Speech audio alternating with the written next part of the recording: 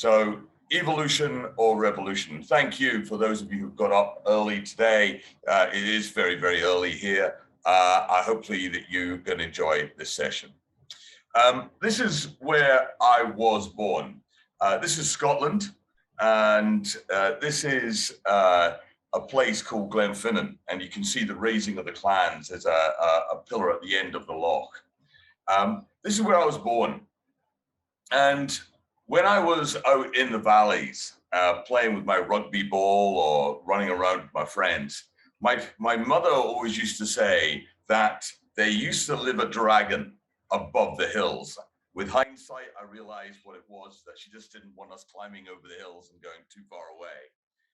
But as a child, I was absolutely petrified that this dragon would fly down and pick up any naughty boys and naughty girls. And when I was a young lad, I was pretty wild, as you can imagine. You can look at the countryside there.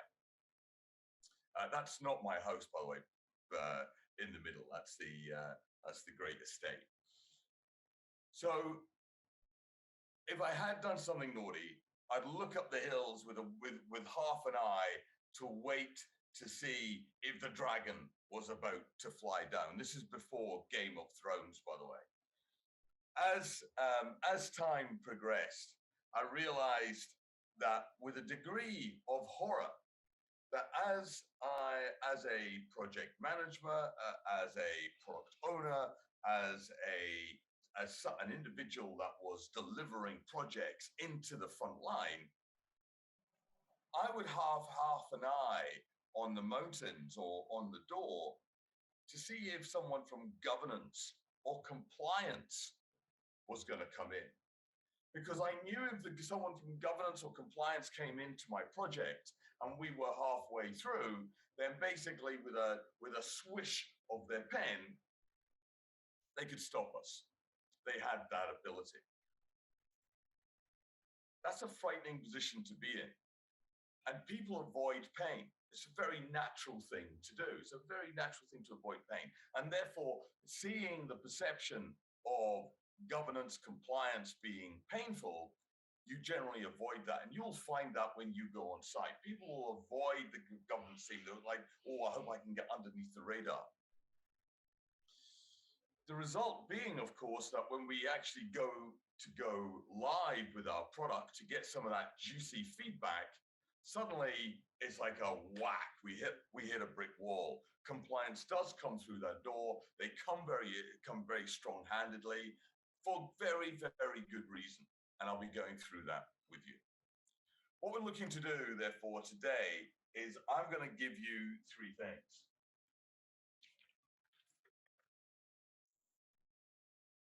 I'm going to give you the why we are in the position that we are in today. Why we're in this. Oh my word! I hope we haven't got governance or compliance or because of what they can do. I'm also going to talk about what they're doing, why they're doing it, what their considerations are, and I'm going to go through two major papers. One being the State of Agile report, which is the largest survey in the world of Agile companies. And there's a number of wow factors in there. And secondly, I'm going to give you a report that I did, that I went to all the governance strands, whether it be audit, finance, legal, budget, whether it be the compliance team, architecture. And I went to them and I did a survey, and I'm going to give you the results of that survey, and from that results, how we then changed the way we're working. And finally, I'm going to give you some solutions, the how, that when you're on site, to equip you to look for these potential issues, to have a look at where these anti-patterns are. So one, I'm going to give you a little bit of background so you know where you are. Number two, what kind of things that we should be looking for, the anti-patterns. And finally, number three, we're going to be looking at the solutions and how to cope with this.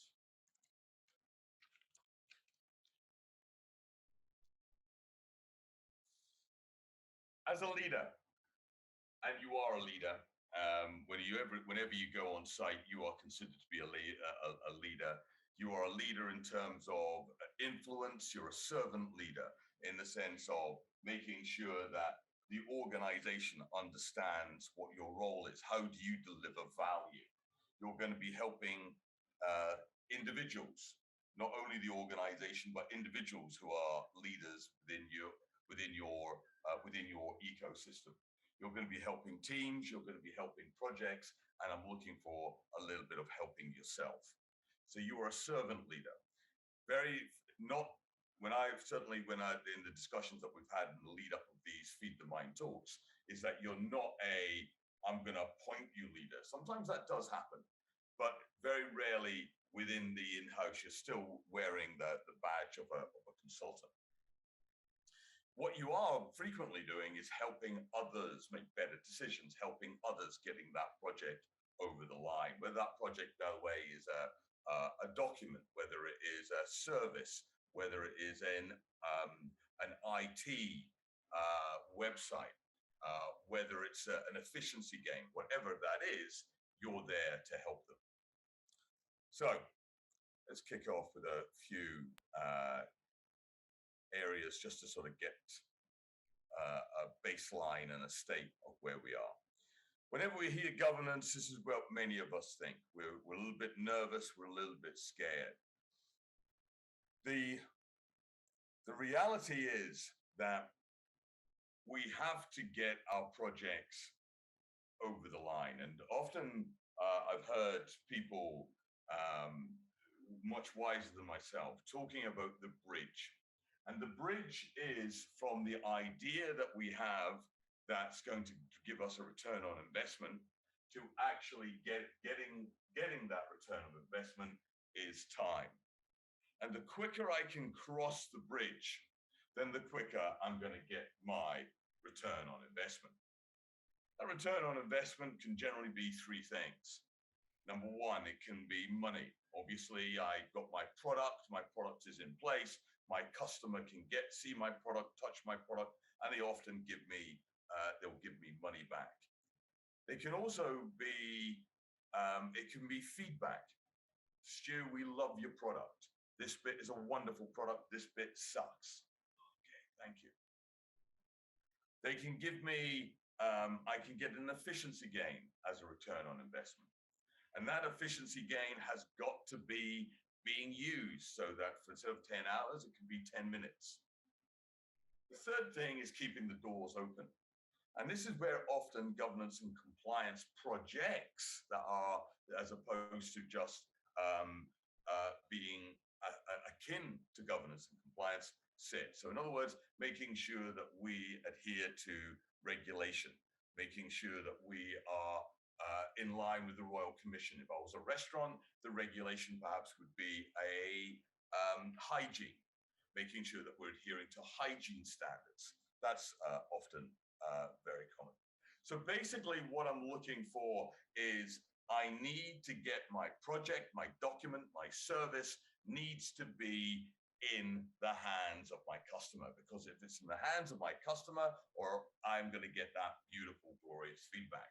My customer, by the way, could be the person in the street, or it could be someone else within the organization that you are working with. The key words I'm looking for is in the hands of, being used, being actually the function, the utility, the website, the document, the efficiency gain, or the adherence to the Royal Commission. It's in place and it's out there. That is crossing the bridge. And when I cross the bridge, then I get that marvelous return on investment, whether it be knowledge, whether it be cold hard cash, whatever it is, it needs to be out there. Now, the problem is that as you cross this bridge, you want to get out there as quickly as you possibly can. Why? Because the quicker I'm out there, the quicker I get my ROI. The inverse is that you're going to have key areas such as your governance, your compliance. You're going to go, hey, whoa, oh, wait a minute here. Wait a minute. Where do you think we're going with that?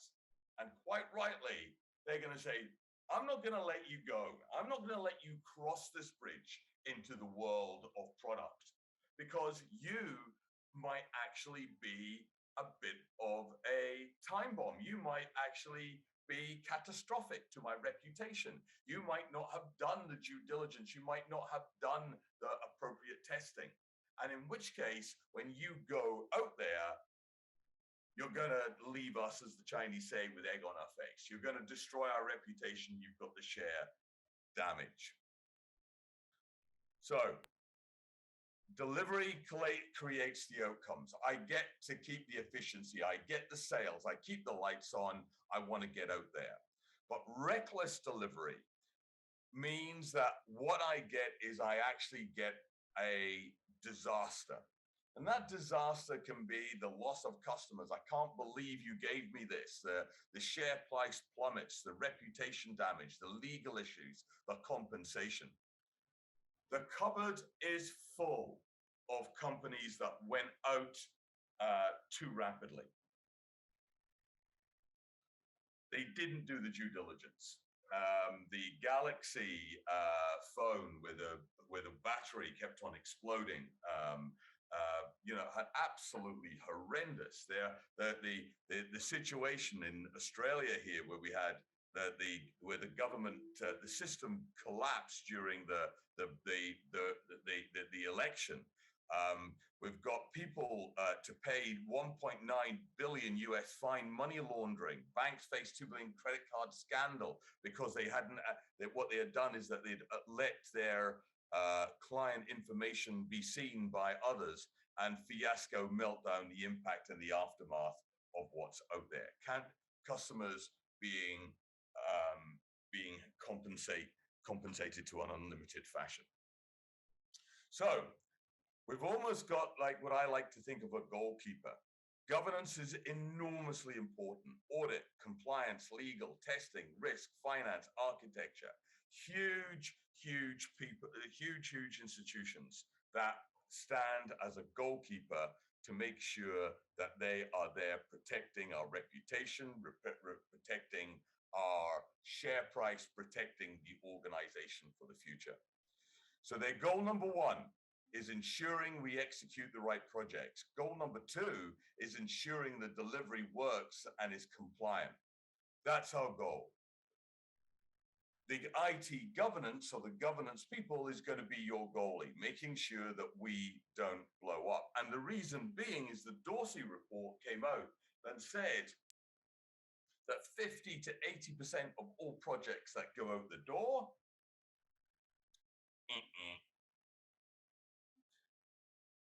that's a serious blow. And the degrees of that project burns the toast to that project actually brought down the organization is multiple shades of gray. We're in a fixed position. And the position that we're now in today is absolutely incredible. I love the President Macron of France, and he said a wonderful statement. You might want to write this down. The statement he said, never before in the history of man have we had so much change. Never before has change been so fast. And here's the kicker. And never again will it be this slow. Never before in the history of man has there been so much change and change been so fast. And never again will it be this slow. In other words, today it's fast, tomorrow it's even faster.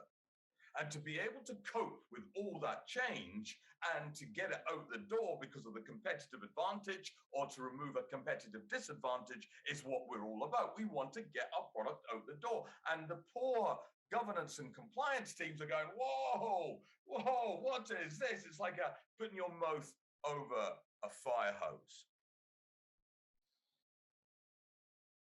So, where have we come from? How did we end up in this position?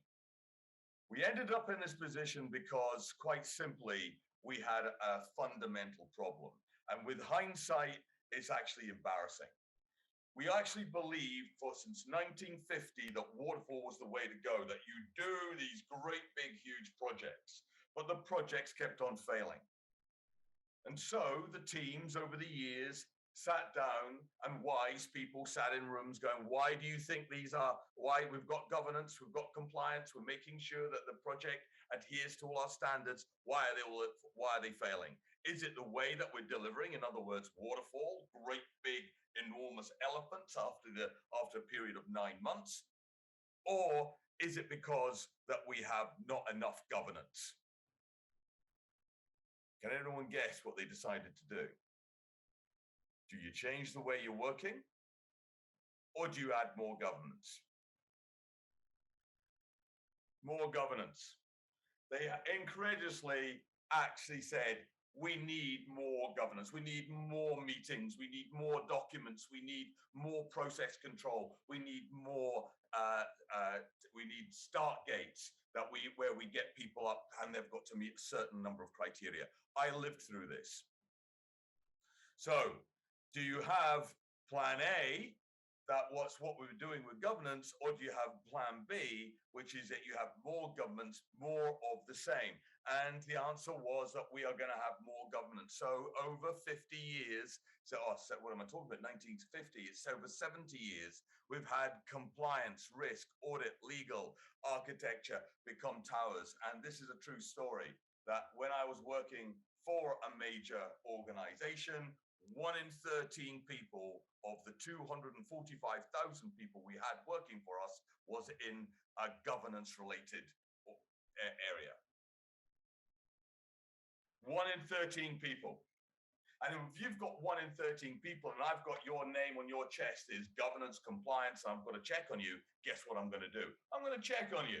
I'm going to be knocking on your door asking if you've filled out these documents, if you've attended these meetings, if you've checked that box. So for 70 years, we have had these organizations growing and growing and growing and growing to such an extent that they say the darkest moment is just before the dawn. This is called Prince 2. And in Prince 2, genuinely, this is a true document, everyone, that in 2009, they came up with this document. This is a document for a high-risk project that's going to be in multiple countries, and you have got to come up with over 450 pieces of artifacts.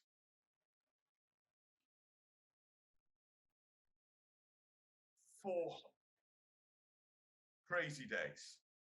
Crazy days.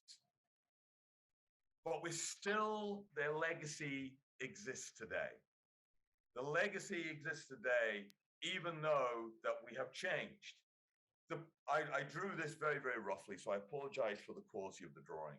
But what I was trying to show you here is that this Prince 2 kind of, I want everything, and therefore every project is going to have, this is what I want you to adhere to. And therefore my expectation is that when I come to your project, you will have 350 artifacts. You will have gone to the stage gates, you will have gone to the meetings. This is a true slide, it's a real slide I've taken away. This is a slide that is scary. Look at the toll gates, the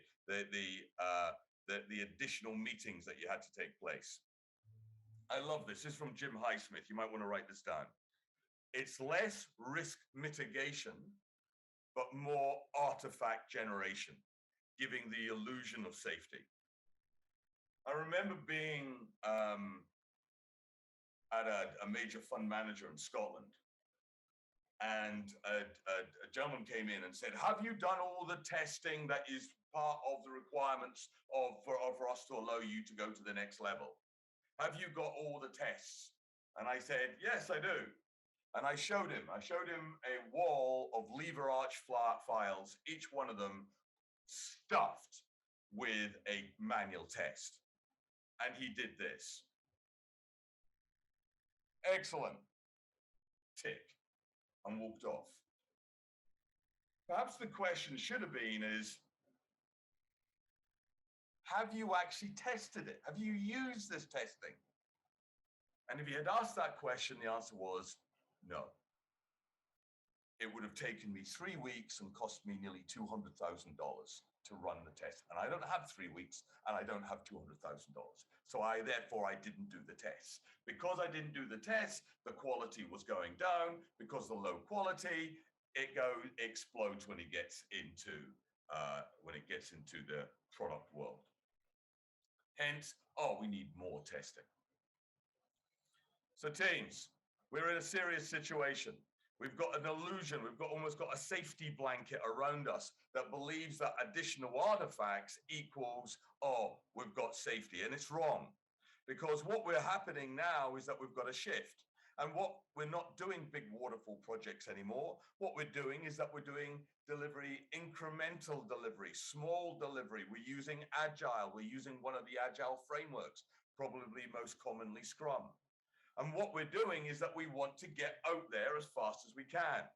As part of this talk, we did about, we talked to 70 companies, and one of those companies was NASA. And what NASA said is executives continue to struggle to successfully deliver on projects that improve performance, operational efficiency, and citizen engagement. The increased risk and cost of these projects has prompted a move to a more modular agile project management approaches. This shift provides unique challenges in the area of IT governance and IT and investment oversight. Linda Cureton, NASA CIO. In other words, the shift, senior managers are going, oh my word, what's happening? I've got all these big governance towers. How do these big governance towers still operate in the new world?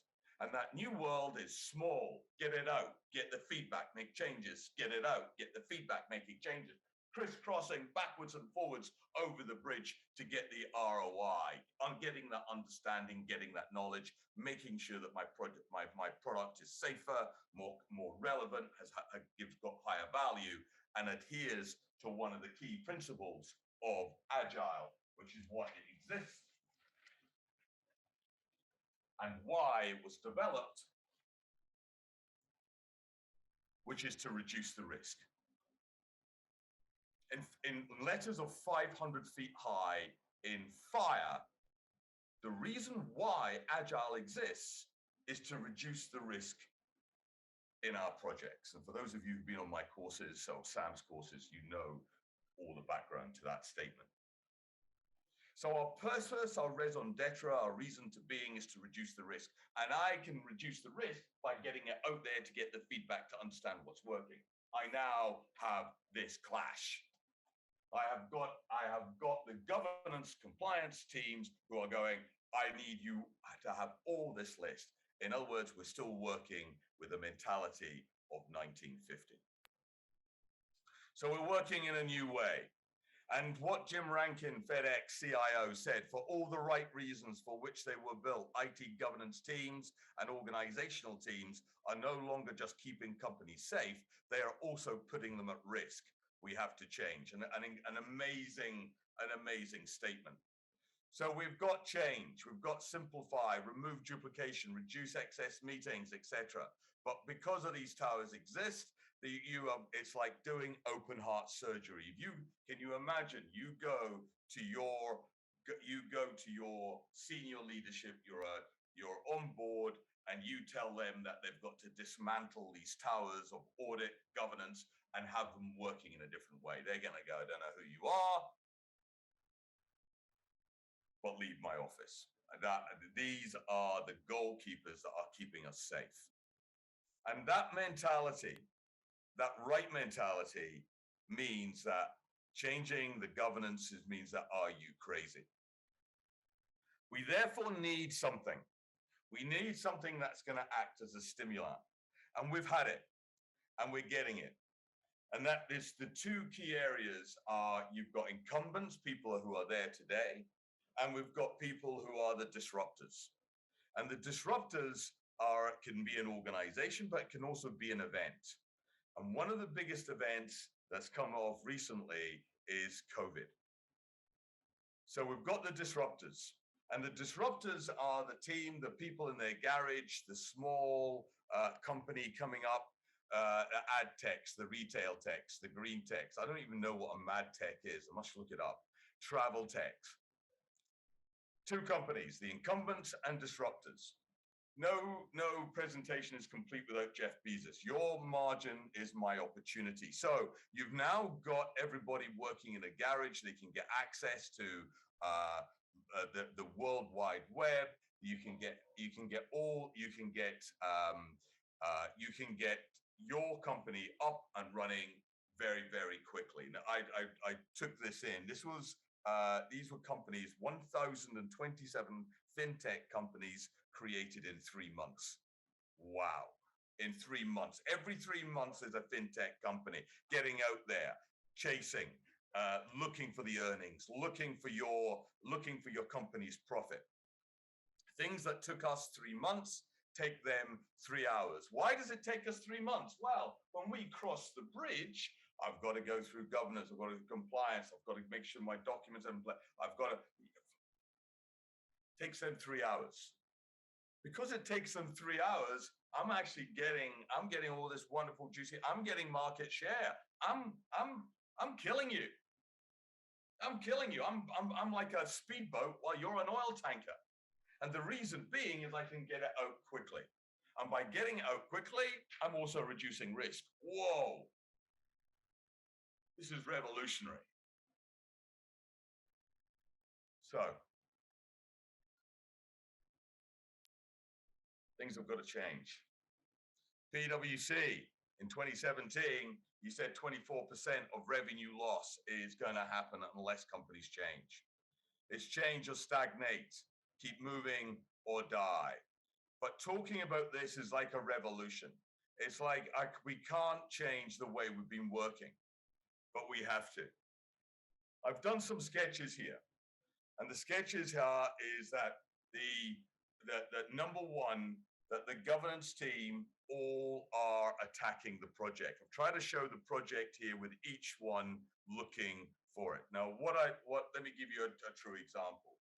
I will have architecture go to a project and say, have you got these 5 items? Have you got a business case? Have you got an architectural drawing? Have you got a budget? Have you got a risks and issues? You do. Excellent. Can you do this template? I will have audit going to that team and saying, have you got a business case? Have you got a risk and issues? Have you got a budget? Have you got a list of when you're going to be releasing? You do. Oh, okay. And you gave it to architecture. Yeah, but that's on a different template. Now they're using a different template. I want it on my template, the audit template. Finance. Have you got a bank? Have you got a business case? Have you got a risks and issues? Have you got a release? Oh no, it's got to be on our. Oh, you get what I'm trying to say here. Everyone has got to be on my templates, on the way I work. And I knew on this major organization I was working for that things had gone wrong when I noticed that one of my teams was hiring someone just to fill out the paperwork. That's all they did. And it was only a 10-man team. And then when I dug a little bit deeper, I realized that these individuals who were administrators of the team were everywhere. Because Agile does not have a project manager, that some of the work that the project manager does falls onto the team. If the work that project manager is doing, because of the organizational hierarchy and requirements of what forms, what templates, we're still back in 1960, 1970, 1980, then we need someone to do it. And one thing I will ask you to do is, I don't want you to go in there like the Scrum police. It's not. It's that every company is going to be on a transition. And part of your job when you're on site is to see where they are in their transition. Are they still over here, whereby you're going to have a lot of documents, a lot of meetings? Or are they over here where in an extreme example, eBay, Amazon, Netflix, where they're getting their work and they're crossing that bridge every 15 seconds. Every 15 seconds. I don't expect you doing that, by the way. I expect that at least that we should have a general cadence of every few weeks, we've got something going out there into the hands of my customers. So at least I'm getting, even if it's a beta set, that we're getting some wonderful feedback. So that's number one, where everyone's got their own template and everyone's standing and stamping their feet saying, fill it out. Number two is that I noticed that some teams you might see when you're on site is that they will have a central log. In other words, they create a menu, almost like a restaurant menu. And they say, look, I've got 150 items here. I've delivered them. Governance, what's that? You want number 1, number 7, number 11, and number 12. Okay. Audit, what do you want? You want number 1, number 2, but number 50 and number 53. So in other words, you've created it. It's a fixed template and people take away. That works quite well. That's almost a phase 2 that I've seen teams working with. Phase 3 is they start synchronizing. The team up here work together and say, this is what I want. Now, the great example I have for this is that in one of the organizations I worked for, I said, audit, governance, compliance, would you mind letting me in, letting my team in? And after a bit of persuasion, they did. And I looked and I could see that they wanted it in this fashion and this way. This team want this fashion. And I said, well, let's combine it all and let's have a discussion of what was really needed and what is historically needed. So in other words, we do the product or we do the document or we have the meeting. Why? Because we've always done the product. We've always done the document. We've always had them. We've always done it this way. That's not necessarily correct. So what we did is that we set up something called a kiyasu. Does anyone know what kiyasu means?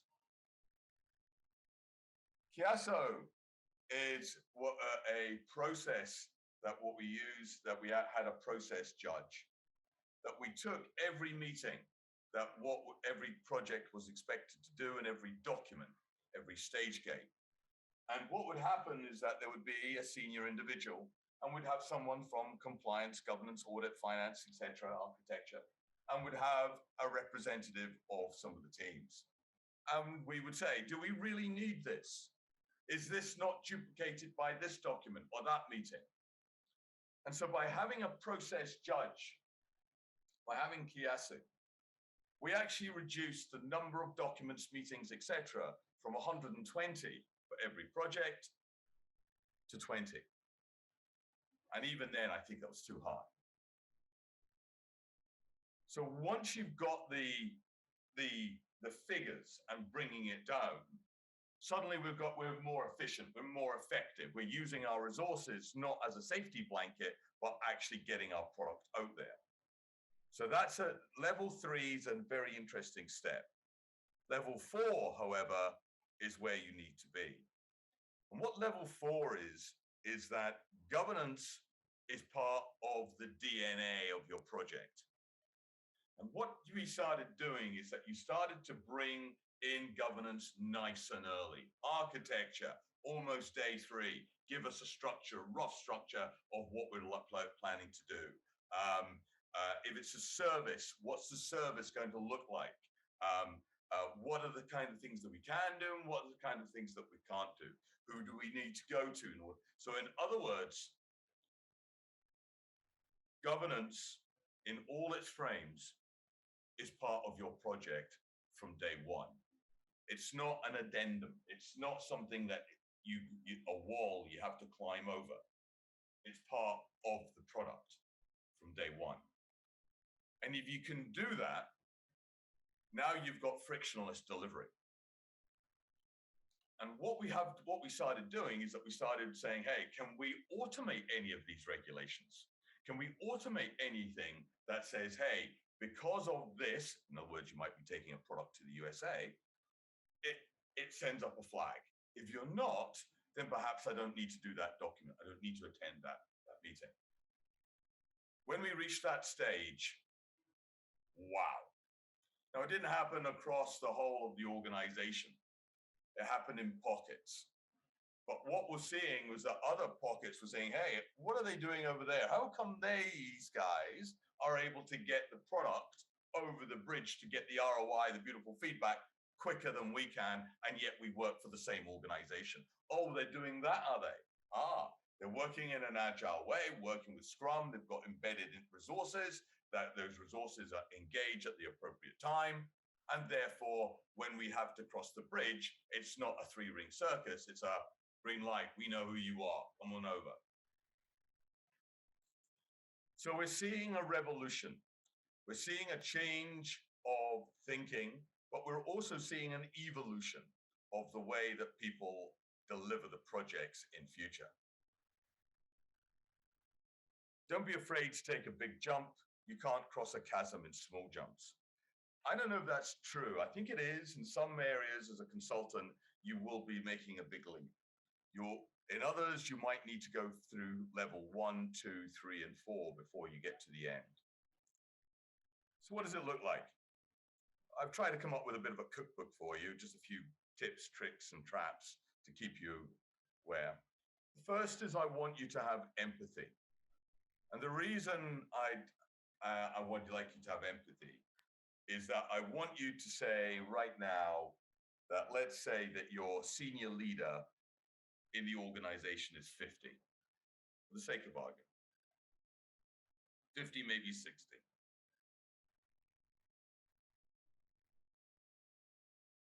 I showed you that point of when in Scotland, they talk about earning your trade, doing your trade.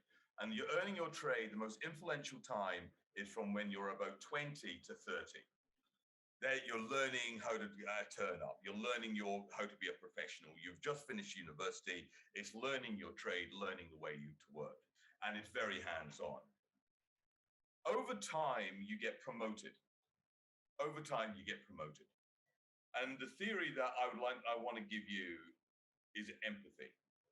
So the individual that's 50, maybe 60, it was about 30 to 50 years ago when they were learning their trade. They had the hands-on doing stuff. Now 30 to 40 years ago, we're talking about 1990.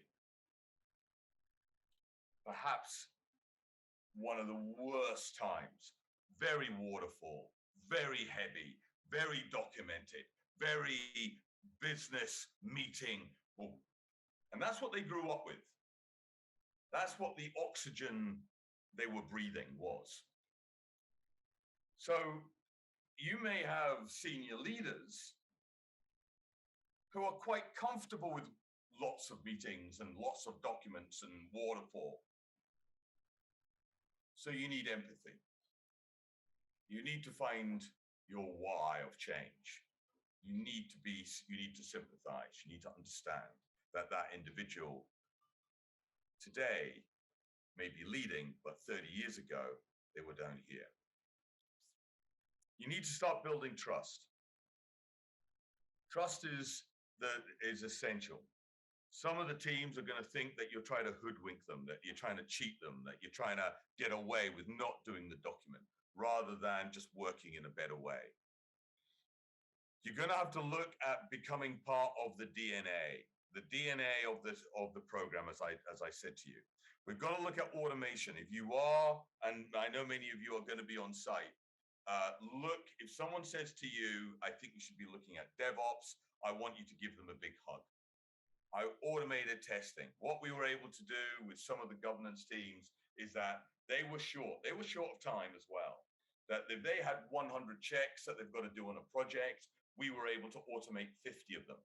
So when they came onto the project, they were looking at 51 to 100 as opposed to 0 to 100, which meant that they had less time on the project, which is fantastic for them. It also allowed us to find out if there were any problems nice and early. So look to automate some of these activities, and they can be done. This is old technology now. We got engage the governments, get them early. Don't just give them a blanket elephant gun. Excuse me. Bring them in, making sure that that you engage them when they are needed the most. I call this the Goldilocks. If they bring them in too soon, they're going, why have you brought me in now? You don't even know what your project is. If you bring them in too late, why didn't you not bring me in earlier? You've got to find the just right moment.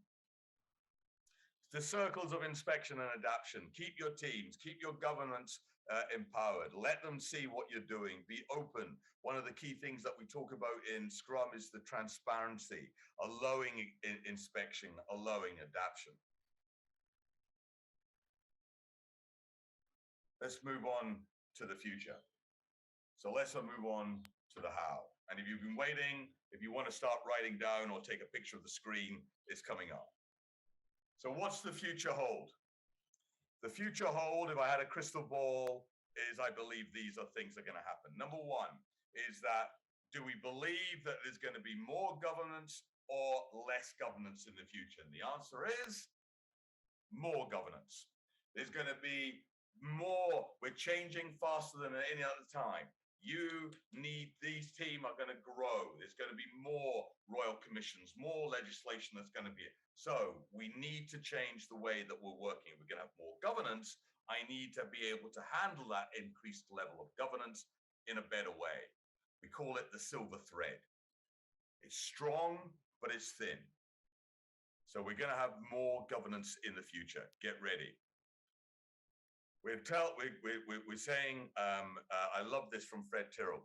He says, we are living through an era of more intense regulation and more intense scrutiny about all types of transaction and practices. It is a new world. We are going to have more governance in future rather than less. What is acceptable today will not be acceptable tomorrow. It's time to go from 95 to 99.99%. Wow. 99, we're almost looking at nuclear standards here. Number two is do we believe that you need in future to be getting across the bridge at the same level? Or do you think you're going to be under pressure to get your product out the door faster? Out the door faster. So hang on, we've got more governance, but to get my product out there faster. That's your problem. That's your problem. Number three, let's go to number three. Disruptors are here to stay. COVID has prompted more disruptors than any other before, and that superiority of being a large fish is no longer the case. Disruptors are, as we've said, 1,300 disruptors in 3 months. I'm also going to give you a quote from another major consultant who said this: in the last 10 months, we've had 10 years of change. 10 years of change in terms of mindset, people being allowed to work from home, and you're not thinking that they're binging on Netflix. No, they're working from home. That's a complete, and there's the likelihood is that's going to be part of the future.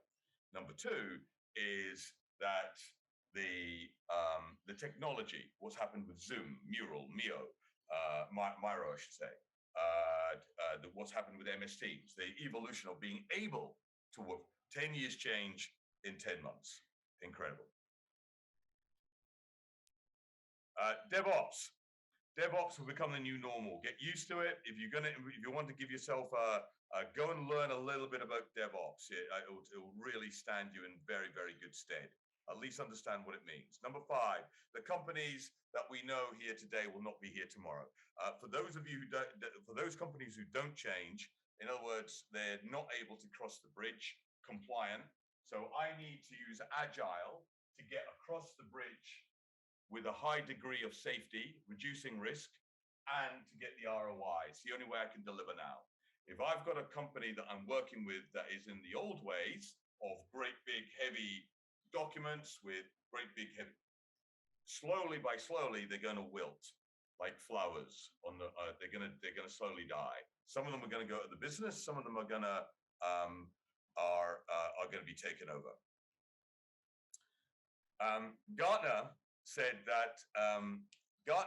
Agile is the fastest growing development methodology in the world. It's estimated that in 2 years, Agile will account for 80% of all projects. Now, that was in 2013.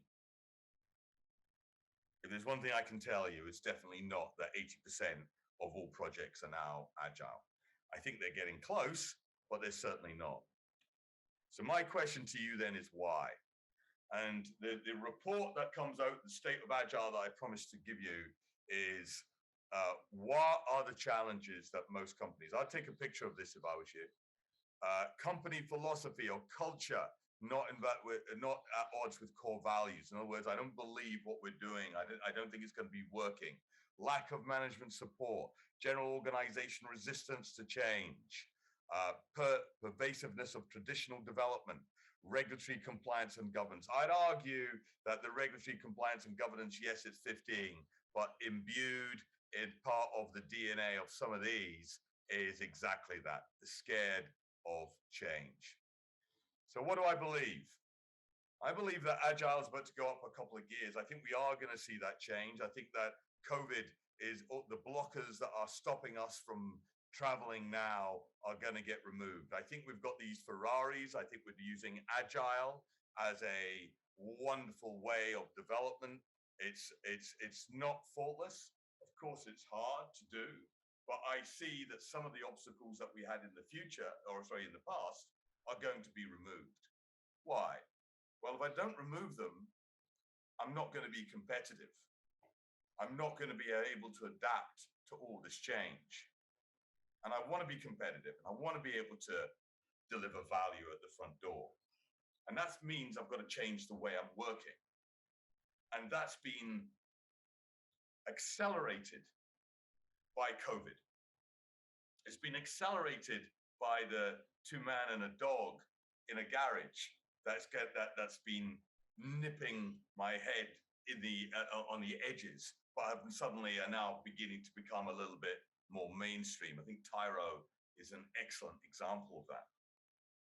So we're beginning to see this change, forced change, and there comes a moment where you've got it's called boiling a frog. You stick a frog in a bowl and you put heat underneath it, and the frog goes, "Oh, this is lovely."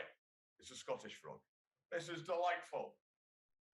The frog can jump at any time. More heat. "Oh, yes, the heat. Oh, lovely. It's like a sauna." The frog can move. More heat. The frog goes, "Oh." The frog dies. It's called boiling the frog. And the boiling the frog moment for many companies is coming up. Either you get out and you make the change, or you sit where you're comfortable. And as a consultant, these are major, major times. And part of the key thing is, part of the key awareness as a consultant is being aware of what's going on around you at these times. So, in summary, governance will increase. It's going to get stronger and stronger. It might even get fatter and fatter. But your challenge is going to be, how do we have the same level of governance, but still be safe to reduce the risk? Number 2, time to market is going to get shorter. We've got to get over that bridge quicker. We've got to get that ROA. We've got to affect that change. Disruptors are here to stay. DevOps will be standard. Companies will change their governance or fade away. Agile is about to go up several gears.